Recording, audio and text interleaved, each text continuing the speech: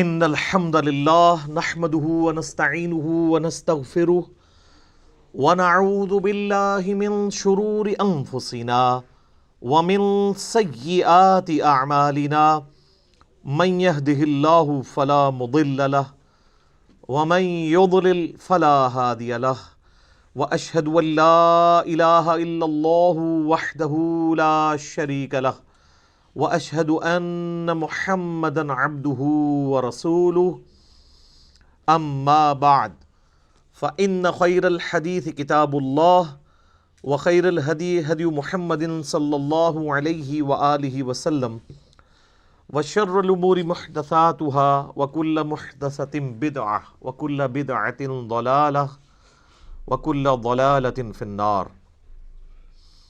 اعوذ باللہ السمیع العلیم من الشیطان الرجیم من ہمزہ ونفخہ ونفثہ بسم اللہ الرحمن الرحیم رب اشرح لی صدری ویسر لی امری واحلل عقدۃ من لسانی یفقہوا قولی بسم اللہ الرحمن الرحیم ان اللہ وملائکتہ یصلون علی النبی یا ایہا الذین آمنوا صلوا علیہ وسلموا تسلیما اللہم صل علی محمد وعلی آل محمد کما صلیت علی ابراہیم وعلی آل ابراہیم انک حمید مجید اللہم بارک علی محمد وعلی آل محمد کما بارکت علی ابراہیم وعلی آل ابراہیم انک حمید مجید اللہم ربنا آتنا فی الدنیا حسنة وفی الآخرة حسنة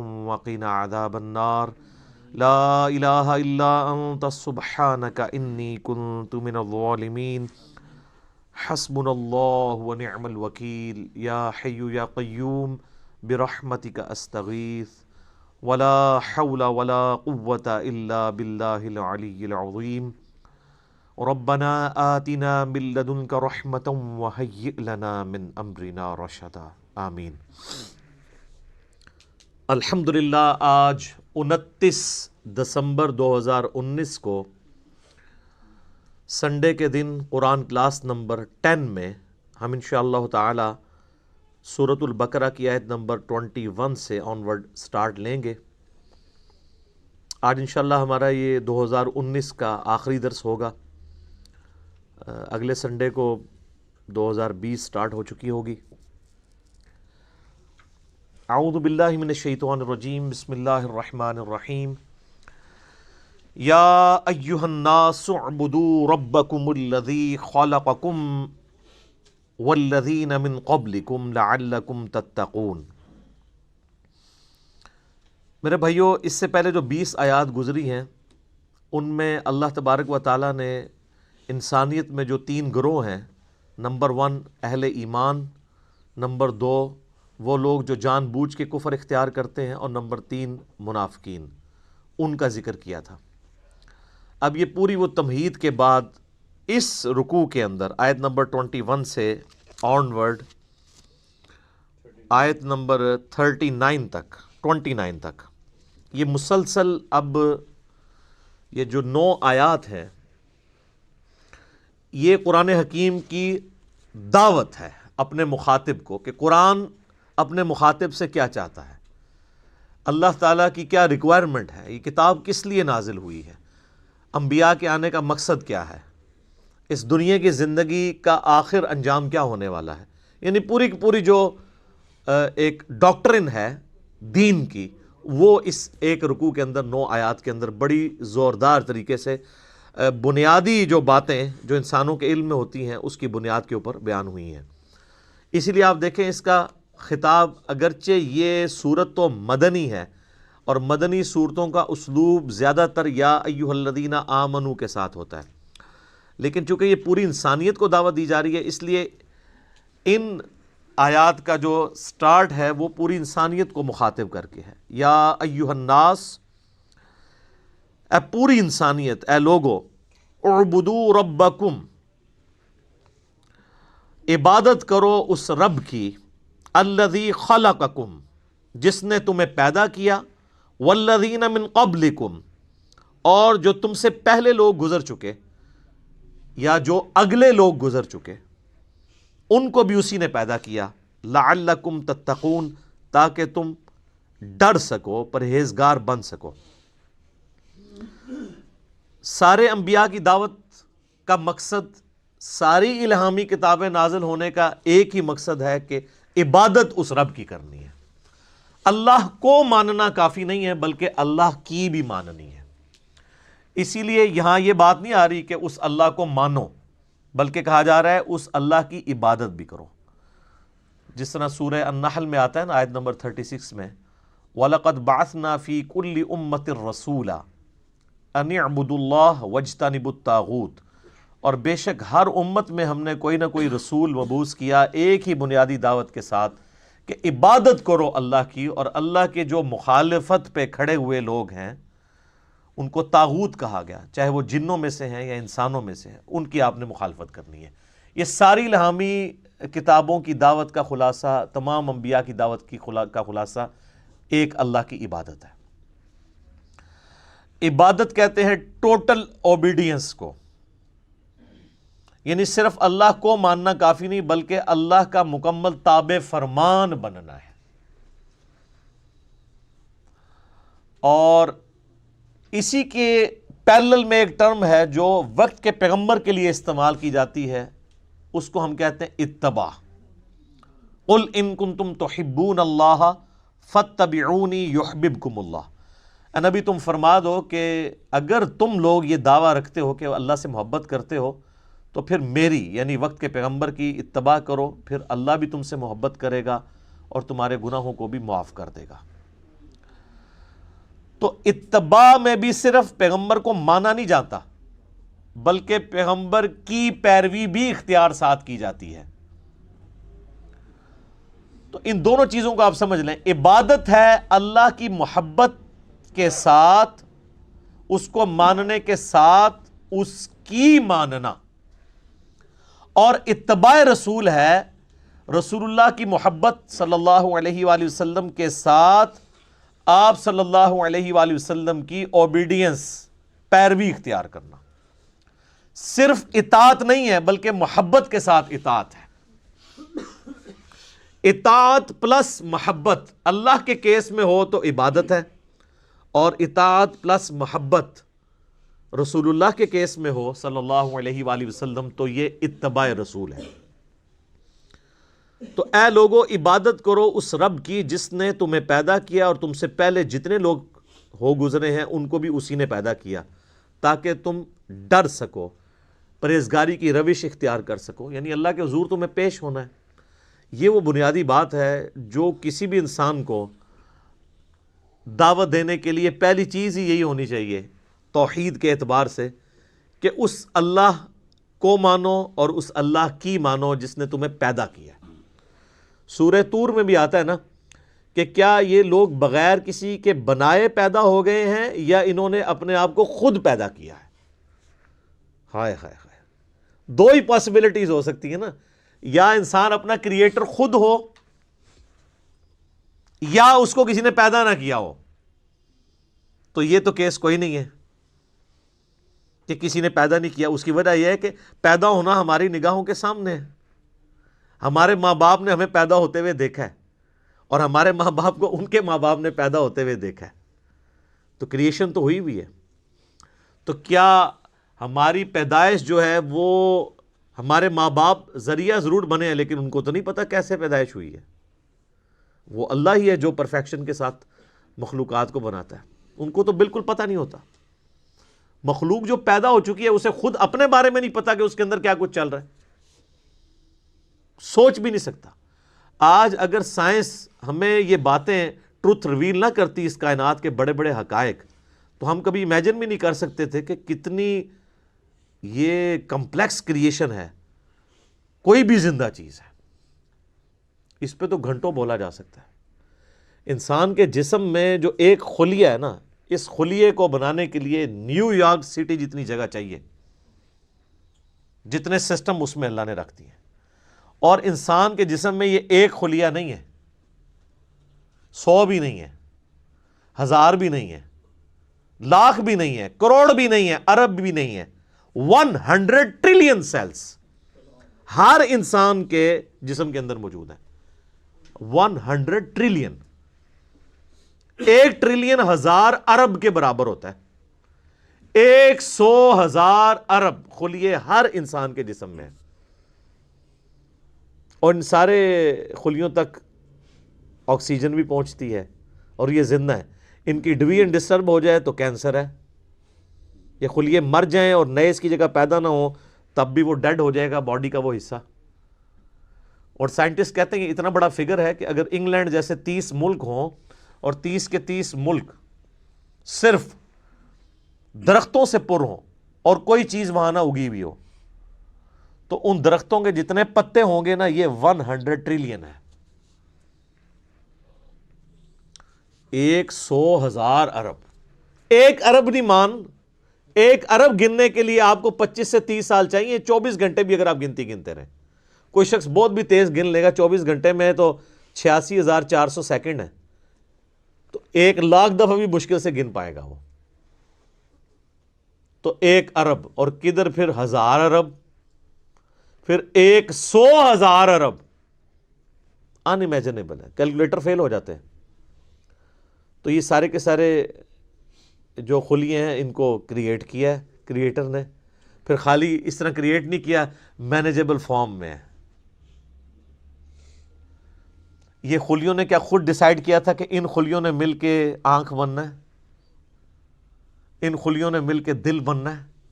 آرگنائز ہوئے نا، اور پھر سارے خلیے آرگنائز ہو کے ایک کامن فنکشن پرفارم کر رہے ہیں. دل کا فنکشن گردے نہیں پرفارم کر سکتے، گردوں کا فنکشن آنکھیں نہیں پرفارم کر سکتی، آنکھوں کا فنکشن جو ہے وہ ہاتھ نہیں پرفارم کر سکتے. انسان کو تو پتہ ہی نہیں اس کے اندر کیا کچھ ہے. تو یہ بنیادی بات ہے کہ اس اللہ کی عبادت کرو جس نے تمہیں پیدا کیا ہے، اور جتنے اگلے بھی گزرے ہیں ان کو بھی اسی نے پیدا کیا ہے. اس سے ڈر جاؤ، اس اللہ سے ڈر جاؤ جس نے تمہیں تمہاری مرضی کے بغیر پیدا کیا ہے. جو تمہیں تمہاری مرضی کے بغیر پیدا کرنے پر قادر ہے وہ تمہارے ساتھ کچھ بھی کرنے پر قادر ہے، اور اگر وہ تمہارے لیے کچھ ڈیسیژن کر لے گا پھر کوئی تمہیں بچا نہیں سکتا. یہ ہے اصل میں اس کا فارم. ڈر جاؤ لعلکم تتقون، تاکہ تم ڈر سکو. الذی جعل لکم الارض فراشا، وہی اللہ ہے جس نے اس زمین کو تمہارے لیے بچھونا بنایا ہے. والسماء بناء، اور آسمان کو چھت بنایا ہے. اب اس حصے کے اوپر بھی گھنٹوں بولا جا سکتا ہے کہ یہ زمین جو بچھونا بنائی ہے صرف اس کی ایک فزیکل پراپرٹی کو ڈسکس کیا جا رہا ہے کہ زمین کو رہنے کے قابل بنایا ہے. زمین میں ہر سیکنڈ میں 2 زلزلے آتے ہیں، ہر سیکنڈ میں، لیکن ان کا ایمپلیٹیوڈ جو ہے وہ بہت کم ہوتا ہے. اگر وہ بڑھ جائے تو زمین تباہ و برباد ہو جائے. اتنے زلزلوں والی زمین کو رہنے کے قابل بنایا ہے، اسے کنٹرول کیا، اور اس اعتبار سے بھی رہنے کے قابل بنایا ہے کہ وہاں پر ہر مخلوق کے لیے اس کی زندگی کا سامان رکھتی ہے. اور جو سب سے ضروری سامان تھا زندگی کے لیے وہ بالکل فری رکھا ہوا ہے. کون سی چیز؟ آکسیجن. پانی تو پھر بھی بندہ کچھ گھنٹے کچھ دن بھی نکال سکتا ہے، آکسیجن 1.5-2 منٹ سے زیادہ کوئی نہیں نکال سکتا. بالکل فری رکھا ہے. اور اس آکسیجن کی جو مقدار ہے اسے کنٹرول کیا ہوا ہے فضا کے اندر. ہائیڈروجن سے یا نائٹروجن سے وہ بڑھ جائے تب بھی ہماری ایگزسٹنس نہیں ہے، کم ہو جائے تب بھی ایگزسٹنس نہیں ہے. اور یہ تو صرف ایک فائن ٹیوننگ ہے، اس طرح کی ملینز آف فائن ٹیوننگز روئے ارض پہ ہیں. اسی لیے سائنٹسٹ کہتے ہیں کہ یہ میریکل پلانٹ بنایا گیا ہے اس قابل کہ یہاں پہ زندگی رہے. تو کسی کے بنانے سے بنا ہے. اگر وہ کہتا ہے خود بخود بن گیا ہے تو پھر اس کو کوئی کاپی کر کے بنا کے بتا دے.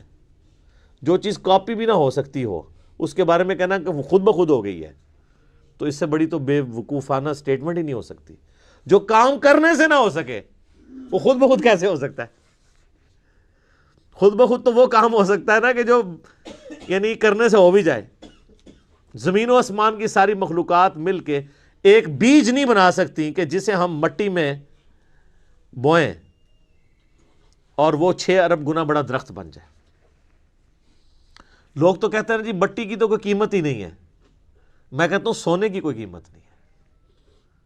سونے میں بیج ڈالا جائے تو وہ درخت نہیں بن سکتا۔ اگر مٹی دنیا پہ نہ ہو تو سونے کو چاٹنا ہے کسی نے، اور سونا نہ ہو تو پھر بھی دنیا چلتی رہے گی۔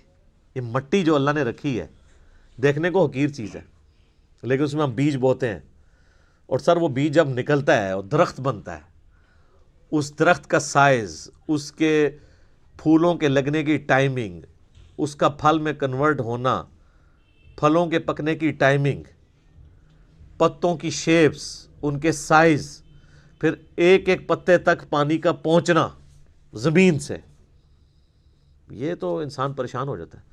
ایک درخت تو بہت بڑی بات ہے، ایک بیج نہیں کوئی بنا سکتا، اور کوئی یہ کہ خود بخود بن گیا، تو اس سے بڑی بیوقوفی کسی کی کیا ہو سکتی ہے؟ دنیا کا کوئی بیوقوف انسان بھی ایک بال پوائنٹ کے لیے ماننے کے لیے تیار نہیں خود بخود بن جائے، کیونکہ یہ ایک مینیجیبل چیز ہے، الٹپ نہیں ہے، ایٹ رینڈم نہیں ہے۔ تو زمین کو اس نے تمہارے لیے بچھونا بنایا ہے، وَالسَّمَاءَ بِنَاءً، اور آسمان کو چھت بنایا ہے۔ اب یہ متشابہات میں سے ہیں، یعنی آسمان کے بارے میں جو اب ہمیں اس ماڈرن سائنس کی وجہ سے ٹروتھ ریویل ہو رہے ہیں وہ تو بڑے حیران کن ہیں۔ یعنی آسمان کی جو لیئرز ہیں، آسمان تک پہنچنے کے لیے جو اللہ تعالیٰ نے لیئرز رکھی ہوئی ہیں، ان کے لیے بھی آسمان کا لفظ استعمال ہو سکتا ہے۔ اسٹریٹوسفیئر ہے، پھر ٹروپوسفیئر ہے، پھر اوزون کی لیئر ہے، یعنی سورج سے ملینز آف ایمپلیٹیوڈ کی مختلف ریز دنیا میں آتی ہیں، لیکن زمین کی جو ہماری رہنے کی سطح ہے اس تک اس میں سے چند ایک پہنچتی ہیں۔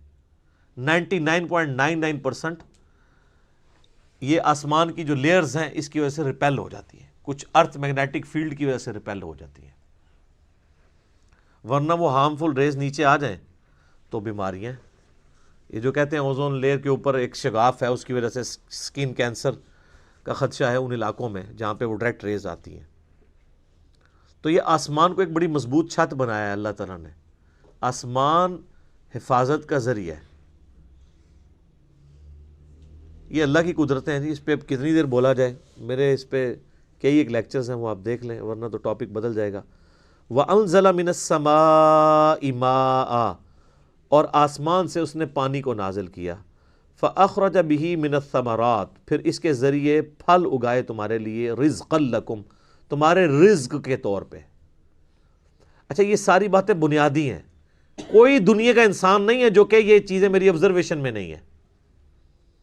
قرآن چونکہ پوری انسانیت کے لیے ہے، لہٰذا اس میں بالکل ڈیٹم لیول کی بنیادی باتیں ڈسکس ہوں گی جو ہر بندے کے ایکسپیرینس میں، نالج میں ہوں۔ یہ جتنی باتیں آ رہی ہیں کہ تمہیں اللہ نے پیدا کیا، تم سے اگلوں کو پیدا کیا، سب کے ایکسپیرینس میں ہے۔ اللہ تعالیٰ نے زمین کو رہنے کے قابل بنایا ہے، آسمان کسی انسان نے بنائی ہے، انسان تو ہمیشہ سے آبزرو بھی کر رہا ہے اسے، انسان تو صرف ڈسکوری کرتا ہے، اور انوینٹ بھی جو کرتا ہے وہ بھی کریشن ایکس نہیلو نہیں کرتا، عدم محض سے وجود نہیں دیتا، بلکہ اللہ کی تخلیقات کو یوز کر کے کرتا ہے۔ اگر وہ یہ ٹیبل لکڑی کا بنا رہا ہے تو لکڑی اس نے نہیں بنائی ہے، لکڑی نیچر سے ہی آئی ہوئی ہے، کریشن ایکس نہیلو نہیں ہے، لیکن اللہ تعالیٰ بدیع السماوات والارض ہے، زمین و آسمان کو بغیر نمونے کے، کوئی چیز نہیں تھی تو پیدا کی ہے۔ انسان جو خالق ہے وہ اللہ کی تخلیق میں سے خلق کرتا ہے، لیکن انسان بدیع نہیں ہے، البدیع نہیں اسے کہہ سکتے آپ، بغیر نمونے کے چیزوں کو پیدا کرنے والا۔ تو آسمان کے ذریعے پانی ہم دیکھتے ہیں، اس کے ذریعے زمین سے رزق نکالتا ہے تمہارے لیے۔ اس میں کیا قیامت مضمر ہے، رزق نکالنا بھی کافی نہیں تھا اگر اس رزق کی کمپیٹیبلٹی ہمارے ساتھ نہ ہوتی۔ آپ شیر کے سامنے تازہ ترکاری لا کے ڈال دیں، بہترین سے بہترین سبزی بھی، وہ دیکھنا بھی گوارا نہیں کرے گا کیونکہ اس کی جبلت نہیں ہے، اس کے لیے وہ رزق نہیں ہے. اور بکری کے سامنے فریش قیمہ لا کے ڈال دیں آپ، اس کے لیے کوئی اٹریکشن نہیں ہے. تو صرف رزق تمہارے لیے رزق، یعنی رزق بھی پیدا کیا اور اس رزق کو کمپیٹیبل بھی بنایا. اور یہ رزق میں تو میں صرف کھانا پینے ڈسکس کر رہا ہوں، ورنہ تو ہر نعمت ہی رزق ہے. سب سے اہم ترین رزق آکسیجن ہے جو ہم انہیل کرتے ہیں، جس کے بغیر ہم 1.5-2 منٹ سے زیادہ زندہ ہی نہیں رہ سکتے. وہ سب کے لیے فری رکھتی ہے اللہ نے، کوئی اس کے اوپر ٹیکس نہیں ہے، کوئی آپ کو خریدنا نہیں پڑے گا، یہ آپ کے لیے فری ہے. تو جس اللہ نے یہ ساری نعمتیں دی ہیں، اس نے زمین کو رہنے کے قابل بنایا، آسمان کو تمہارے لیے مضبوط چھت بنایا تمہاری پروٹیکشن کے لیے، آسمان سے پانی نازل فرما کے زمین میں سے نباتات اگائے، اس کے ذریعے تمہارا یہ فوڈ سائیکل چلتا ہے سارے کا سارا. سب کچھ زمین سے ہی آ رہا ہے، چاہے وہ جانوروں کی خوراک ہو، چاہے پودوں کی خوراک ہو، چاہے ہماری خوراک ہو. زمین مر جائے تو ساری مخلوقات مر جائے. تو اللہ تعالیٰ فرماتا ہے جس نے یہ سب کچھ کیا ہے، فَلَا تَجْعَلُوا لِلَّهِ أَنْدَادًا وَأَنْتُمْ تَعْلَمُونَ، پھر اللہ کے ساتھ کوئی مد مقابل نہ ٹھہراؤ اور تم جانتے تو ہو، تم جانتے تو ہو کہ یہ کوالٹیز کسی اور کی ہے ہی نہیں ہے. یہ توحید تو تمہارے اندر موجود ہے کہ اللہ کے مد مقابل کوئی نہیں ٹھہرایا جا سکتا. مجھے بتائیں، قرآن اسٹارٹ میں جو توحید بیان ہوئی ہے، اس توحید کو پڑھ لینے کے بعد کوئی کسی بابے کو پکارے گا؟ کسی مرے ہوئے شخص کو پکارے گا؟ کسی زندہ شخص سے وہ چیزیں ڈیمانڈ کرے گا جس کا وہ اہل ہی نہیں ہے؟ امپاسبل ہے. کتنی بنیادی بات ہے. بس یہ ساری نعمتوں کے عوض میں تم سے ایک بات مانگ رہا ہوں، فَلَا تَجْعَلُوا لِلَّهِ أَنْدَادًا، پس مت بناؤ اللہ کے ساتھ کسی اور کو مد مقابل ند کے طور پہ. وَأَنْتُمْ تَعْلَمُونَ، اور تم جانتے تو ہو کہ کوئی ہے ہی نہیں ایسا کہ جسے بنایا جائے مد مقابل. کون ہو سکتا ہے؟ یہی ند کا لفظ ہے جو حدیث کے اندر آیا ہے، جو الادب المفرد میں صحیح سند کے ساتھ ہے، اور مسند امام احمد میں بھی ہے. ایک صحابی نے اللہ کے نبی علیہ السلام کے سامنے کہہ دیا، یا رسول اللہ ما شاء اللہ وشئت، جو اللہ چاہے اور جو آپ چاہیں. آپ فرمایا اجعلتنی للہ ندا، یہ وہی الفاظ ہے، کیا تو نے مجھے اللہ کے مد مقابل کھڑا کر دیا؟ قل بل ما شاء اللہ وحدہ، بلکہ کہہ جو اکیلا اللہ چاہے. اچھا، اس نے آگے سے نہیں آرگومنٹ کیا کہ یا رسول اللہ میں آپ کو اللہ کا بندہ ہی مان رہا ہوں، اللہ کا رسول ہی مان رہا ہوں، میں نے آپ کو کوئی اللہ مان کے نہیں کہا، میں نے آپ کو کوئی مستقل بذات نہیں مانا، میں نے آپ کو جو ہے وہ عطائی مان کے ہی بات کی ہے، ذاتی مان کے بات دی. یہ ساری کہانیاں جڑی مولویوں نے پڑھائیاں نے اس زمانے میں نہیں سنونیاں. تو یہی ند کا لفظ وہاں پہ بھی استعمال ہوا ہے، اللہ کے ساتھ ند نہ ٹھہراؤ. وَإِن كُنتُمْ فِي رَيْبٍ مِّمَّا نَزَّلْنَا عَلَىٰ عَبْدِنَا، اور اگر تمہیں یہ شک ہو، کوئی شک ہو اس چیز کے بارے میں جو ہم نے اپنے بندے پر نازل کی ہے، یعنی قرآن.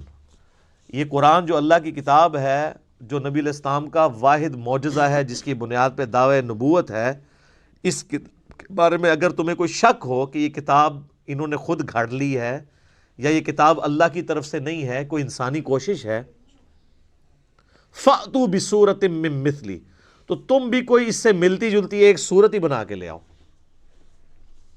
وَادْعُوا شُهَدَاءَكُم مِّن دُونِ اللَّهِ، اور بلا لو مدد کے لیے اپنے جتنے حمایتی ہیں اللہ کے سوا. ان کنتم صادقین، اگر تم سچے ہو.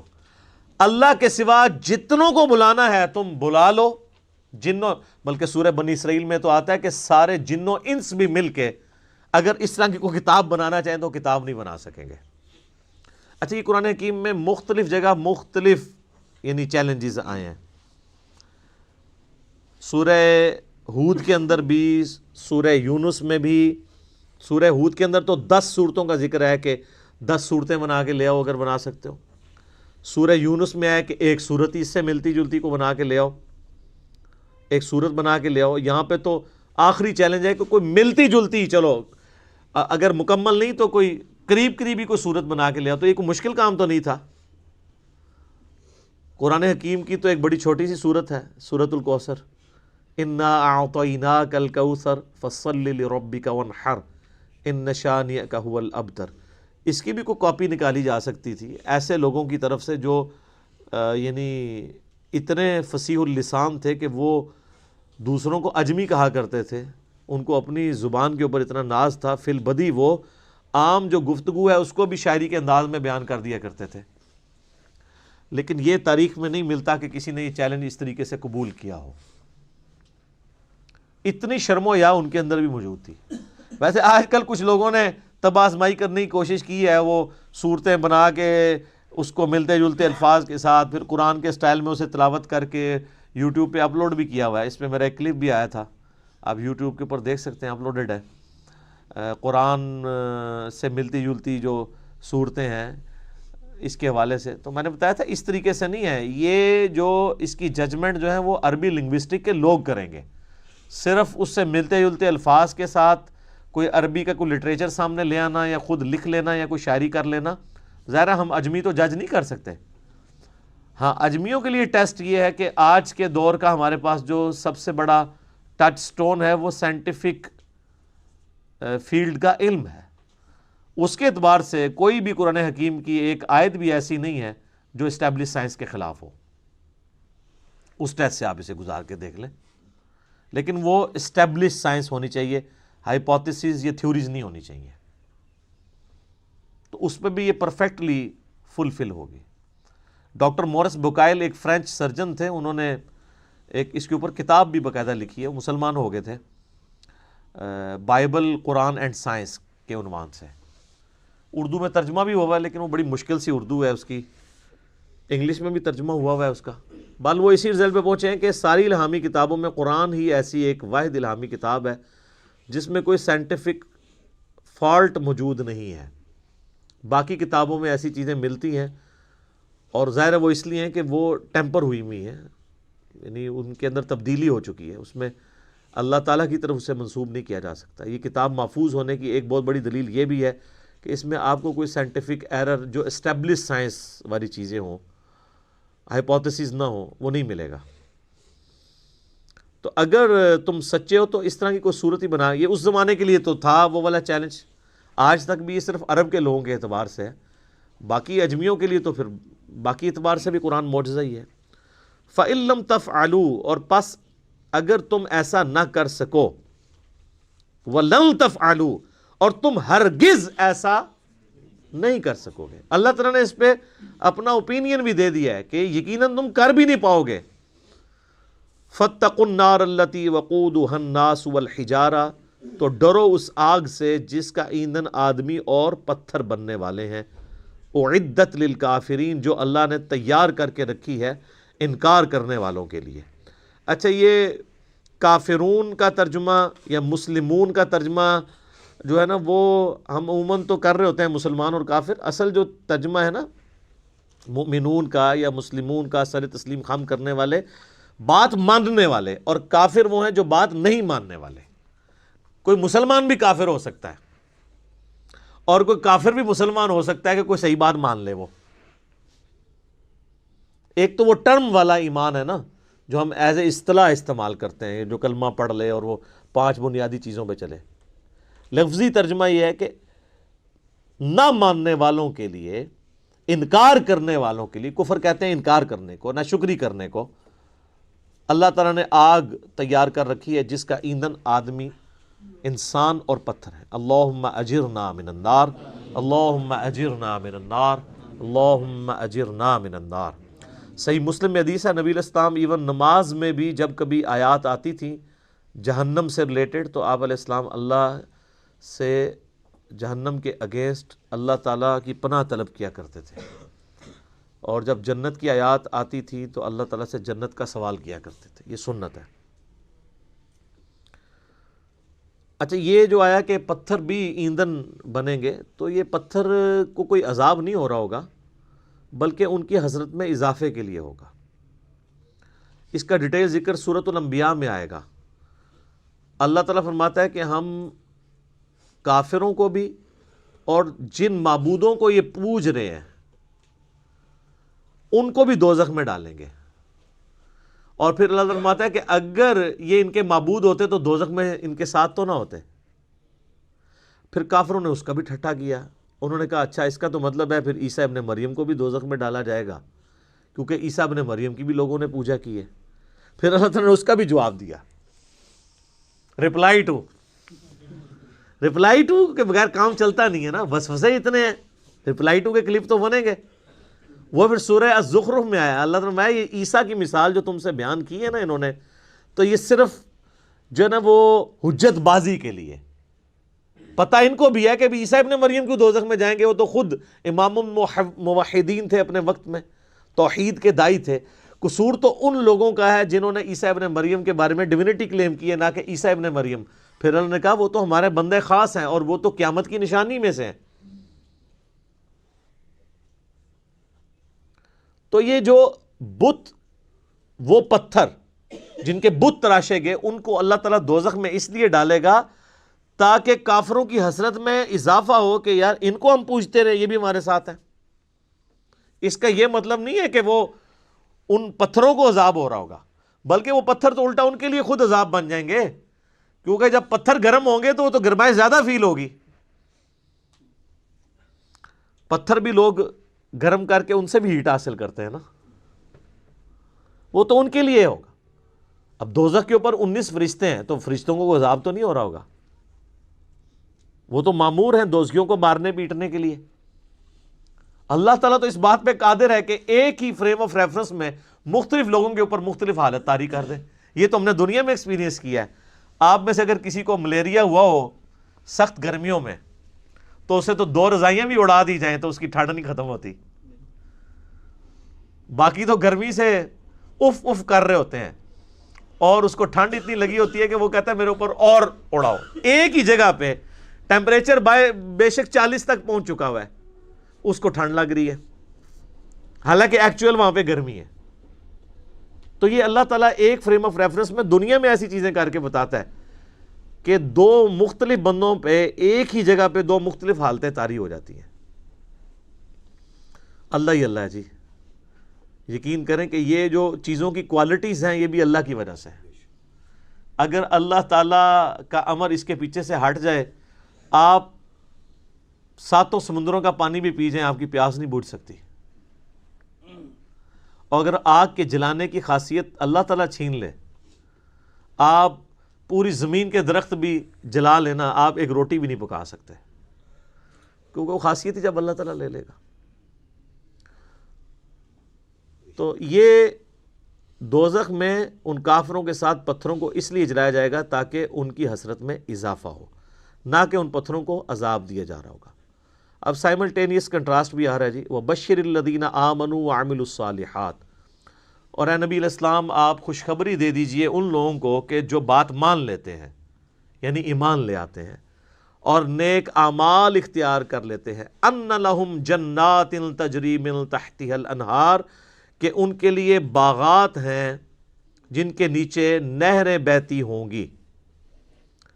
كُلَّمَا رُزِقُوا، جب کبھی بھی انہیں رزق دیا جائے گا اس جنت میں، منہا ان باغوں میں سے، من ثمرۃ الرزق، کوئی پھل رزق کی شکل میں ان کو جب پیش کیا جائے گا، اہل جنت کو جنت میں جب کوئی فروٹ دیا جائے گا، قالوا هذا الذي رزقنا من قبل، وہ کہیں گے یہ تو وہی ہے جو ہمیں اس سے پہلے دنیا میں بھی دیا جاتا تھا.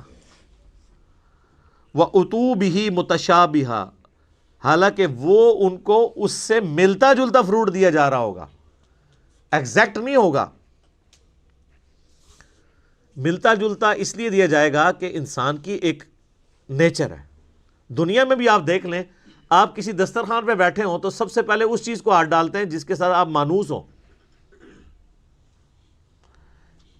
آپ کسی ولیمے پہ بھی جاتے ہیں تو آپ کے سامنے کوئی ایسی عجیب و غریب ڈش آ جائے تو آپ اس کے رسک نہیں لیتے کھانے کا کہ پتہ نہیں کیا ذائقہ ہو، الٹا پلیٹ بھر کے بیٹھ جاؤں اور اس دوران جو میں نے کھانا تھا وہ ختم ہی ہو جائے. یہ بھی چانس ہوتا ہے نا. تو انسان مانوس اس چیز کے ساتھ ہوتا ہے جو پہلے اس نے اس کو ایکسپیرینس کیا ہو. یہ اللہ تعالیٰ نے انسان کی نیچر رکھی ہے. تو جنت میں بھی ابتدائی مہمان نوازی کے طور پہ جنتیوں کو وہ رزق دیا جائے گا جو دنیا میں وہ ایکسپیرینس کر چکے ہیں. آم، کیلا، انار، سیب، جو ہمارے ایکسپیرینس میں. اب دیکھنے میں تو وہ فروٹ دیکھنے میں تو ویسا ہی ہوگا، تو وہ کھانے سے پہلے یہ بات کریں گے کہ تو یہ وہی چیز ہے، ایتھے بھی آ کے وہی کچھ. لیکن اللہ فرمائے گا کہ ان کے اس کی طرح کا ہوگا لیکن ویسا نہیں ہوگا. اب انور اٹور کا ذائقہ اور ایک دیسی آم کا ذائقہ برابر ہو سکتا ہے؟ دیکھنے میں تو دونوں ایک جتنے ہوتے ہیں، شکل و صورت بھی ملتی جلتی ہوتی ہے، لیکن زمین آسمان کا فرق ہے ٹیسٹ میں. اسی طریقے سے چونسے کا ٹیسٹ ہو یا کسی دوسرے آم کا، وہ برابر نہیں ہو سکتا. تو یہ تو دنیا میں اللہ نے اتنا فرق رکھا ہوا ہے، تو آخرت میں جو آم دیا جائے گا وہ دنیا والا آم نہیں ہوگا. ہاں شکل و صورت میں ضرور ملتا جلتا ہوگا، لیکن اس آم کی تو کیا بات ہے. اللہ تعالیٰ جنت میں ہمیں اپنے محبوب صلی اللہ علیہ وآلہ وسلم کا پڑوس نصیب فرمائے، آمین. وَلَهُمْ فِيهَا أَزْوَاجٌ مُطَهَّرَةٌ، اور وہاں پہ ہوں گی ان کے لیے پاکیزہ بیویاں. پاکیزہ بیویاں دنیا کی بیویاں بھی اور جنتی حوریں بھی، وہ آگے چل کے ذکر آ جائے گا اس حوالے سے. اچھا، جنت میں جتنی بھی نعمتیں ہیں نا، ان میں جو یعنی ڈومیننٹ نعمتیں ہیں، ان کا کچھ نہ کچھ حصہ اللہ نے دنیا میں اس حوالے سے رکھا ہے کہ انسان اس نعمت کو ایکسپیرینس کر سکے. لیکن وہ زمین آسمان کا فرق ہے، لیکن کسی درجے میں ایکسپیرینس کروایا گیا، اور ایکسپیرینس کروایا گیا ہے تو تبھی ان چیزوں میں اٹریکشن ہے. اگر اٹریکشن نہیں ہوگی تو اس کے لیے تگ و دو کون کرے گا. اچھا، اس سے یہ بھی بات پتہ چلی کہ جنت کا لالچ بھی اللہ تعالیٰ خود دے رہا ہے. لہذا یہ جو ڈاکٹرین مشہور کی گئی ہے کہ ہمیں دوزخ کے ڈر کی وجہ سے یا جنت کی لالچ میں عبادت نہیں کرنی چاہیے، اللہ کے لیے کرنی چاہیے، تو یہ بالکل جعلی ڈاکٹرین ہے. اس کو مولا علی علیہ السلام کی طرف لوگوں نے منسوب کر دیا ہے کہ وہ کہتے تھے میں تو اللہ کی عبادت صرف اللہ کے لیے کرتا ہوں، جنت کی جو ہے وہ طلب میں یا دوزخ کے ڈر کی وجہ سے نہیں کرتا. اس کے اوپر بھی میرا ایک کلپ ریکارڈڈ موجود ہے کہ یہ ڈاکٹرین صوفیاء نے پیش کی ہے، یہ قرآن کی ڈاکٹرین نہیں ہے. کیونکہ جنت کا جو لالچ ہے، اس کے پیچھے لگنا اللہ ہی کی تو اطاعت ہے. یہ جنت کا لالچ شیطان نے دیا یا اللہ نے؟ تو اگر آپ جنت کو نگیٹ کرتے ہیں، جنت کا مذاق اڑاتے ہیں یا دوزخ کو ہلکا جانتے ہیں، تو آپ یہ جنت یا دوزخ کو بے عزت نہیں کر رہے ہوں گے، بلکہ آپ اللہ تعالیٰ کے خلاف بغاوت کا علم بلند کر رہے ہوں گے. یہ تو اس نے رکھی ہوئی ہے نا چیزیں، یہ ساری لالچیں وہی دیتا ہے نا. یہ وہ لالچ نہیں ہے جو بری بلا ہو، یہ وہ لالچ ہے جس کے لیے انسان کو کوشش کرنی چاہیے. قرآن پاک میں درجنوں آیات ہیں، آگے چلیں گے تو یعنی اللہ تعالیٰ فرماتا ہے کہ کوشش کرنے والوں کو ایسی جنت کے لیے کوشش کرنی چاہیے، خود اللہ تعالیٰ اس کی طرف. تو اسی طریقے سے یعنی جو ایک اللہ تعالیٰ نے سیکس کا جذبہ رکھا ہے انسان کے اندر، اس کا ایکسپیرینس دنیا میں کسی فارم میں کروایا، تبھی جنت کی حوروں کا لالچ دیا جا سکتا ہے. اور اسی طریقے سے جو فروٹ ہے اس کا ذائقہ دنیا میں رکھا ہے، جبھی جنت کی فروٹ کا آپ کو لالچ دیا جا سکتا ہے. باقی تو بخاری مسلم میں حدیث ہے کہ اللہ تعالیٰ نے جنت میں وہ نعمتیں تیار کر رکھی ہیں جو نہ کسی آنکھ نے دیکھی، نہ کسی کان نے سنی، نہ کبھی کسی کے دل پہ بھی اس کا گمان گزرا. وہ تو ان امیجنیبل ہے. یہ صرف متشابہات ہیں، چیزیں ملتی جلتی چیزیں دنیا میں، صرف بات سمجھانے کے لیے. اور دنیا کی نعمتیں تو فنا ہونے والی ہیں، لیکن ان نعمتوں کے ساتھ آ رہا ہے وَهُمْ فِيهَا خَالِدُونَ، وہ رہیں گے ہمیشہ ہمیش اس کے اندر، نہ ختم ہونے والی نعمتیں. اچھا، دنیا میں کوئی بڑے سے بڑی بھی نعمت ہے نا، وہ اچھی انسان کو لگتی ہے، لیکن جیسے ہی اس کے چھوٹ جانے کا خیال آتا ہے تو دل کے اوپر غم کا غلبہ ہو جاتا ہے. اور جنت میں غم نہیں ہے، اس لیے جنت میں ہمیشہ کی نعمتیں. بخاری اور مسلم کی حدیث ہے کہ میدان محشر میں لا کے مینڈے کی شکل میں موت کو قتل کیا جائے گا، اور جب بلایا جائے گا تو باقاعدہ ایک یعنی ندا کی جائے گی. جہنمی جو ہیں جہنم کے کنارے پہ آ جائیں گے اس خوشی کی وجہ سے کہ شاید ہمارے نکلنے کے لیے کوئی اب سبب ہونے لگا ہے، اور جنتی جنت کے کنارے پہ آئیں گے اس ڈر کے ساتھ کہ ہمیں کہیں جنت سے نہ نکال دیا جائے، تو پھر اللہ تعالیٰ موت کو مینڈے کی شکل میں لا کے وہاں پہ ذبح کرے گا، اور پھر کہا جائے گا کہ جنتیوں کے لیے خوشخبری ہے کہ انہیں کبھی موت نہیں آئے گی، اور دوسری طرف جہنمیوں کے لیے ہمیشہ کا غم ہے کہ ان کو بھی موت نہیں آئے گی۔ تو قرآن میں آتا ہے سورہ فرقان میں، آج ایک موت نہیں کئی موتیں مانگو، موت نہیں تمہیں آئے گی، ہزاروں موتیں مانگو، موت نہیں آنے کی، کیونکہ موت آ جائے تو پھر تکلیف ختم ہو جائے، لیکن وہاں پہ موت نہیں آئے گی۔ اللہم اجرنا من النار، اللہم اجرنا من النار، اللہم اجرنا من النار، آمین۔ اللہم من احییتہ منا فاحیہ علی الاسلام ومن توفیتہ منا فتوفہ علی الایمان، آمین۔ صحیح مسلم میں ایک حدیث ہے کہ جب جنتی جنت میں داخل ہونے لگیں گے تو ان کو ایک ندا کی جائے گی، جاتے ہی خوشخبری ملے گی، تمہارے لیے مبارک ہے، آج کے بعد تمہیں کبھی موت نہیں آئے گی، تم ہمیشہ زندہ رہو گے، آج کے بعد تمہیں کبھی بدحالی نہیں آئے گی، تم ہمیشہ خوشحال رہو گے، آج کے بعد تمہیں کبھی بڑھاپا نہیں آئے گا، تم ہمیشہ جوان ہی رہو گے، اور آج کے بعد اللہ تم سے کبھی ناراض نہیں ہوگا، ہمیشہ راضی رہے گا۔ یعنی دنیا میں تو سب سے بڑی اہل ایمان کے لیے ٹینشن ہی یہی ہے نا کہ میں نے یہ کیا تو ناراض نہ ہو جائے۔ جنت وہ جگہ ہے جہاں کچھ بھی کر لیں اللہ ناراض نہیں ہوگا، ہر وہ چیز جو دنیا میں بھی جرم تھی وہاں جا کے وہ جرم نہیں رہے گی۔ دنیا میں مرد کے لیے سونا پہننا حرام ہے، اور جنت میں سونے کے کنگن پہنائے جائیں گے، ریشم کا لباس پہنایا جائے گا۔ قرآن پاک میں آتا ہے، بخاری مسلم میں درجنوں احادیث ہیں، جسے شوق ہو تو مشکات المصابیح کی 3 جلد میں جنت والا چیپٹر پڑھ لیں تو آپ کو اندازہ ہوگا کہ جنت میں اللہ تعالیٰ نے کیا کچھ رکھا ہے انسان کے لیے۔ لیکن یہ بات اپنی جگہ ہے، ایک حقیقت ہے کہ جنت پہنچنا بڑا مشکل ہے، یہ سب سے بڑا المیہ ہے۔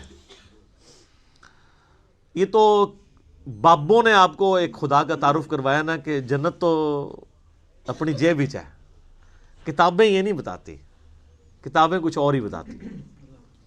صحیح مسلم میں حدیث ہے کہ اللہ تعالیٰ نے جنت کو ناگوار چیزوں سے ڈھانپ رکھا ہے، یعنی جنت تک پہنچنے کے لیے کئی ناگوار چیزوں سے آپ کو گزرنا پڑے گا، پھر جنت آئے گی۔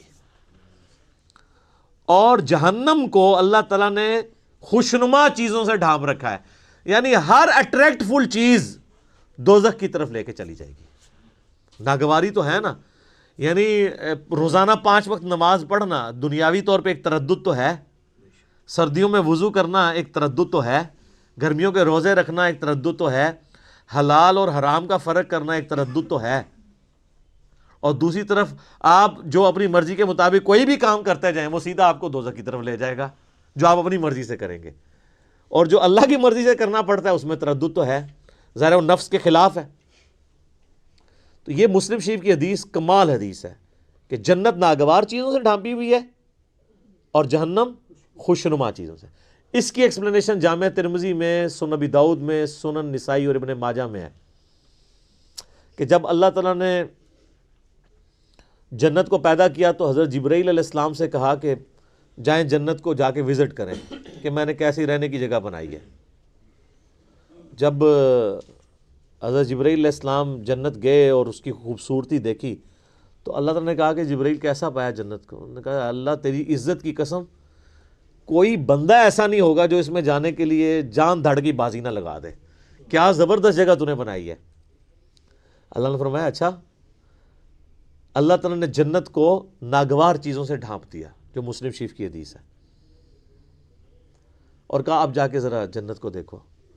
جب وہ دیکھ کے آئے تو انہوں نے کہا تیری عزت کی قسم مجھے نہیں لگتا کوئی بندہ جنت میں جانے میں کامیاب ہوگا، اتنا مشکل ہے۔ سر یہ ہے کتابوں کا خدا، یہاں کہتے ہیں نہیں جناب ایک دفعہ بھی پڑھ لیا ایک دفعہ بھی پڑھ لیا، ایک پھیرا ہی لگے گا۔ اور سورہ فرقان میں اللہ تعالیٰ فرماتا ہے کہ جہنم ہمیشہ رہنے کے لیے بھی بری جگہ ہے اور ایک لمحے کے لیے رہنے کے لیے بھی بری جگہ ہے۔ آپ لاکھ کہتے رہیں کہ پھیرا لگے گا، اچھا یہ پھیرا بھی اس لیے ہم کہتے ہیں کہ ہم نے کبھی اس پھیرے کو امیجن نہیں کیا، آپ کو ادھر بیٹھے بیٹھے امیجن کروا دیتے ہیں۔ اگر کسی شخص کو یہ کہا جائے کہ ایک فجر کی نماز چھوڑنے پہ آپ کو فجر سے ظہر تک ایک ایسے کمرے میں وقت گزارنا پڑے گا جو 10 بائی 10 فٹ کا ہوگا، اس میں 100 کوبرا سانپ ہوں گے، 100 بچھو ہوں گے، 100 اژدہے ہوں گے، لیکن صرف فجر سے ظہر تک بس، تو کوئی امیجن بھی کر سکتا ہے اس کو؟ وہ ان سانپوں کو تو آپ مار بھی سکتے ہیں، تو جہنم کے سانپ کے بارے میں کوئی سوچ بھی سکتا ہے؟ چونکہ ہم نے امیجن نہیں کیا ہوتا اس لیے ایک پھیرے کی بات کرتے ہیں. اور یہ تو بہت بڑی میں نے مثال دی ہے. اگر کسی شخص کو کہا جائے نا کہ فجر کی نماز چھوڑنے پہ فجر سے ظہر تک آپ کو صرف ایک موم بتی کا وہ چھوٹا سا جو فلیم ہوتا ہے نا اس کے اوپر یوں ہاتھ رکھنا پڑے گا فجر سے ظہر تک، سر 10 سیکنڈ نہیں کو رکھ سکتا. تو یہ کہنا آسان ہے پھیرے والی بات. اچھا وہ جو ترمذی، ابو داؤد، نسائی، ابن ماجہ کی حدیث ہے نا، اس میں آگے آتا ہے کہ پھر اللہ تعالیٰ نے حضرت جبرائیل سے کہا کہ جہنم جب پیدا کی، فرمایا جہنم کو جا کے دیکھو. جہنم دیکھ کے آئے، انہوں نے کہا اللہ تیری عزت کی قسم مجھے نہیں لگتا کوئی بندہ کوشش کرے گا کہ کوئی بھی ایسا عمل کرے کہ دوزخ میں جا کے گرے، یہ تو جگہ ہی ایسی تو نے بنا دی ہے. اللہ تعالیٰ نے پھر دوزخ کو، جہنم کو خوشنما چیزوں سے جب ڈھانپ دیا نا، جو مسلم شریف والی حدیث ہے، میں اسی کی ایکسپلینیشن آپ کو دوسری حدیث سے کر رہا ہوں.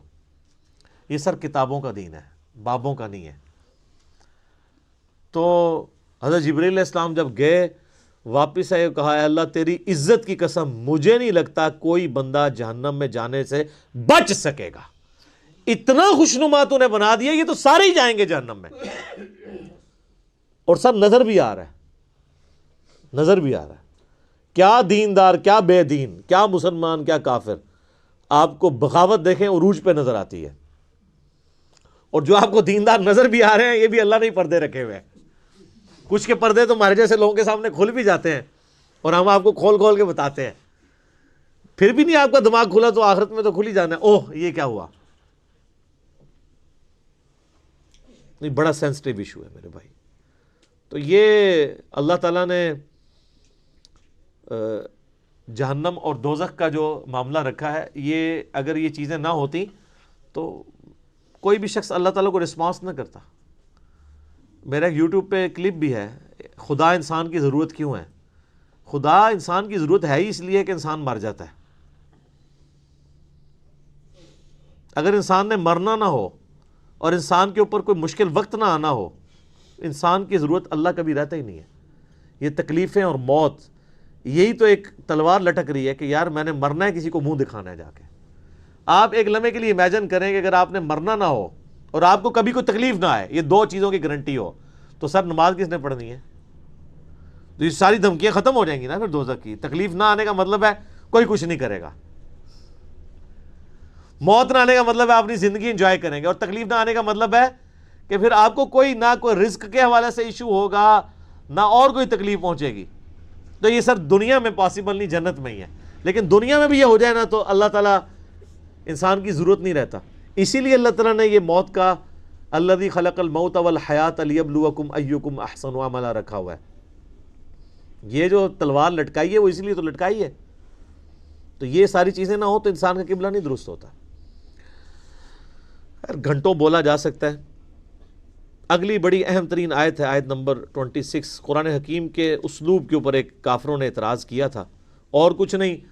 یعنی وہ قرآن کے مثل کوئی صورت تو نہیں بنا کے لا سکے، لیکن ایک اعتراض انہوں نے کیا تھا کہ اگر یہ اللہ کی کتاب ہے تو اللہ تو اتنا پڑھا لکھا ہے، اتنا ایجوکیٹڈ ہے، اتنی اونچی ہستی ہے، لیکن قرآن میں مثالیں وہ بیان کرتا ہے، کبھی مکھی کی، کبھی جو ہے وہ مکڑی کی. سورۃ العنکبوت میں کافروں کے ایمان کو مکڑی سے تشبیہ دی. سورہ الحج کے اندر کہا کہ یہ جن کو اللہ کے سوا پکار رہے ہیں یہ ایک مکھی پیدا نہیں کر سکتے، اور مکھی سے کوئی چیز چھین کے لے جائے یہ واپس نہیں لا سکتے. تو اتنی بڑی کتاب میں اتنی حقیر چیزوں کی مثالیں کیوں ہیں؟ تو اس قرآن کا اسلوب کہ قرآن مشکل کتاب نہیں بلکہ اتنی آسان کتاب ہے، عام انسان کے ساتھ بحث کرتی ہے. دیکھ لیں آپ، اس میں کوئی فلسفیانہ باتیں اس طریقے سے نہیں ہیں، موٹی موٹی باتیں ہیں. تو اگر یہ اللہ کی کتاب ہوتی تو بڑی مشکل ہونی چاہیے تھی، علماء سے پوچھ کے چلنا چاہیے تھا. پھر تو یہی کہتے ہیں نا.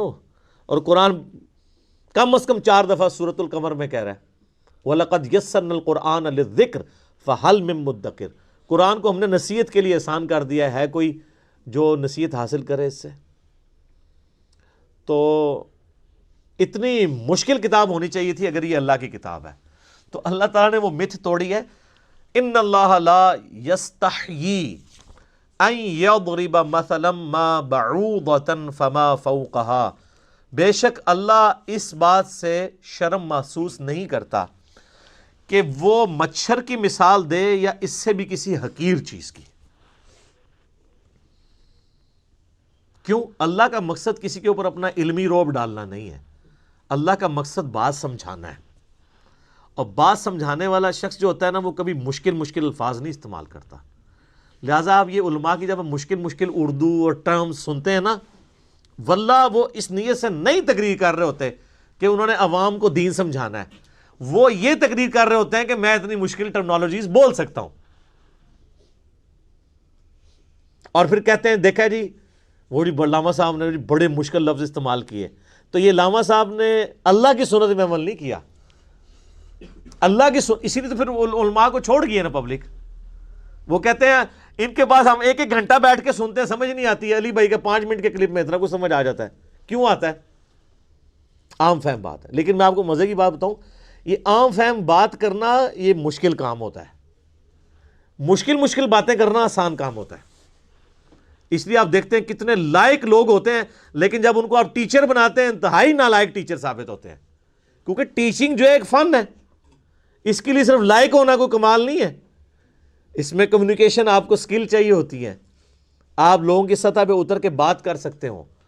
تو یہ کیپیبلٹی مشکل کیپیبلٹی ہے۔ آپ یہ نہ سمجھیے گا جو مشکل باتیں کرتا ہے وہ آسان باتیں بھی کر سکتا ہے۔ آسان طریقے سے بات کرنا یہ زیادہ مشکل ہوتا ہے، اور مشکل طریقے سے بات کرنا یہ زیادہ آسان ہوتا ہے، ان کی کمپیٹنسی بھی نہیں ہوتی ہے۔ تو اللہ تعالیٰ ماتا ہمارا یہ مقصد نہیں ہے کہ ہم کسی کے اوپر روب ڈالیں گے۔ یہ کہتے ہیں اللہ نے یہ مثال کیوں بیان کی ہے؟ اللہ اس بات سے حیا محسوس نہیں کرتا۔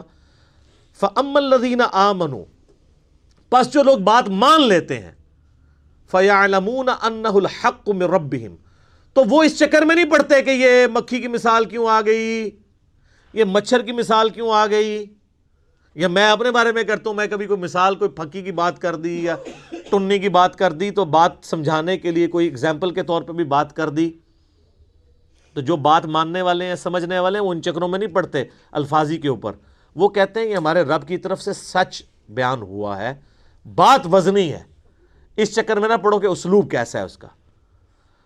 فَأَمَّا الَّذِينَ كَفَرُوا، جبکہ جو بات نہیں ماننے والے ہوتے ہیں، ہر بات میں وہ بات کی کھال اتارنے والے ہوتے ہیں، اور ان کا مقصد بات ماننا نہیں ہوتا بلکہ انکار کرنے کا کوئی بہانہ تلاش کرنا ہوتا ہے۔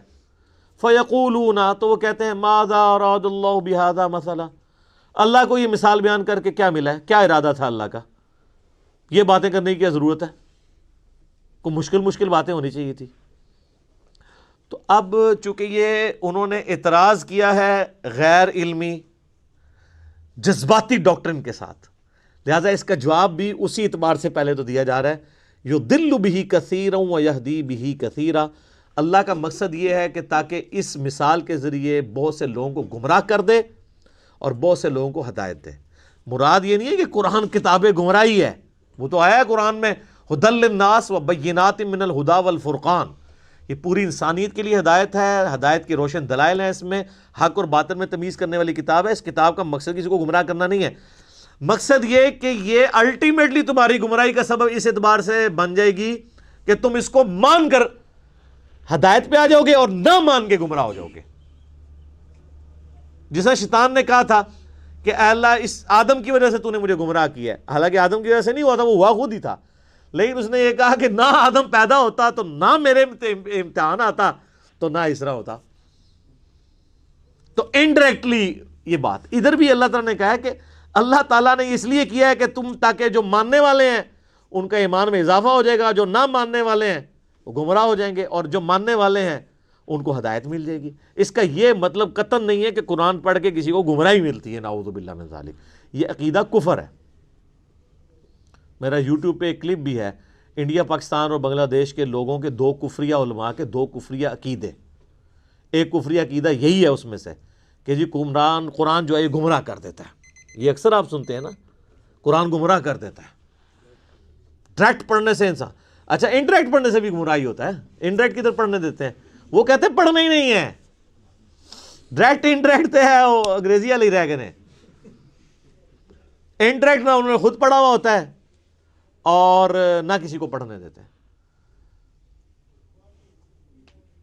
وما يضل به الا الفاسقین، اور اس سے گمراہ تو نہیں ہوتے ہیں مگر وہ لوگ جو نافرمان ہیں، نافرمانی کی روش اختیار کیے ہوئے لوگ ہیں، جو جان بوجھ کے گمراہ ہونا چاہتے ہیں. وہ ان کے لیے قرآن میں پھر گمراہی ہے، کیونکہ جب وہ چاہ ہی رہے ہیں کہ ہم نے قرآن پاک میں نکالنی ہے اس قسم کی باتیں جس سے ہم قرآن سے دور بھاگیں، تو ظاہر ہے پھر قرآن پہ انہوں نے عمل کہاں سے کرنا ہے. حتیٰ کہ علماء یہود کے بارے میں سورہ الجمعہ میں آیا کہ ان کی مثال ان گدھوں کی سی ہے، جیسے گدھے کے اوپر کتابیں لاد دی جائیں نا، اس کتاب سے وہ اکتساب نہیں کر سکتا. لہٰذا علماء یہود کے پاس پروفیسیز موجود تھیں ان کی کتابوں میں کہ نبی آخر الزماں آئیں گے صلی اللہ علیہ وآلہ وسلم، لیکن ان کتابوں سے انہوں نے اکتساب نہیں کیا تو برباد ہو گئے. تو جو کتابوں سے اکتساب کرے اس کے لیے یہ باتیں نہیں کہ وہ گمراہ ہوگا. جو کتاب ہونے کے باوجود اس میں عمل نہ کرے یا شوکیس میں بس سجا کے رکھے، پڑھی ہوں کتابیں پڑھی ہوئی نہ ہو، وہ گمراہ ہوتے ہیں. اسی تو ہم کہتے ہیں کتابوں کا خدا اور ہے اور بابوں کا خدا اور. جو کتابوں کے خدا کو نہیں مانتا نا، اسے کبھی بھی خدا کا تعارف نہیں ہوتا، کیونکہ نبی علیہ السلام نے ہمیں بابیں نہیں دی ہیں، کتابیں دی ہیں. آج کی ڈیٹ میں قرآن اور سنت کتابی شکل میں ہی ہمارے پاس موجود ہے نا. اس کے اوپر کافی اور باتیں مجھے کرنی ہیں، لیکن اب چونکہ ٹائم ختم ہو چکا ہے، اگلی دفعہ ہم اسی آیت کی جو آگے ان فاسقوں کی نشانیاں کیا ہیں جو قرآن کے ذریعے جو گمراہی کماتے ہیں، آیت نمبر 27 سورۃ البقرہ کی آن ورڈ انشاءاللہ اگلی دفعہ سٹارٹ کریں گے. صلاۃ بر محمد وآل محمد. اللہم صلی علی محمد وعلی آل محمد کما صلیت علی ابراہیم وعلی آل ابراہیم انک حمید مجید. اللہم بارک علی محمد وعلی آل محمد کما بارکت علی ابراہیم وعلی آل ابراہیم انک حمید مجید. اللہ تعالیٰ سے دعا ہے جو حق بات میں نے کہی اللہ تعالیٰ ہمارے دلوں میں راسخ فرمائے. اگر جذبات میں میرے منہ سے کوئی غلط بات نکل گئی تو اللہ تعالیٰ ہمارے دلوں سے ہی اسے دور کر دے، ہمیں معاف بھی کر دے، ہمیں کتاب و سنت کی تعلیمات پر عمل کر کے دوسرے بھائیوں تک پہنچانے کی توفیق عطا فرمائے. سبحانک اللہم و بحمدک اشہد ان لا الہ الا انت استغفرک و اتوب الیک وما علینا الا البلاغ المبین. جزاکم اللہ خیرا.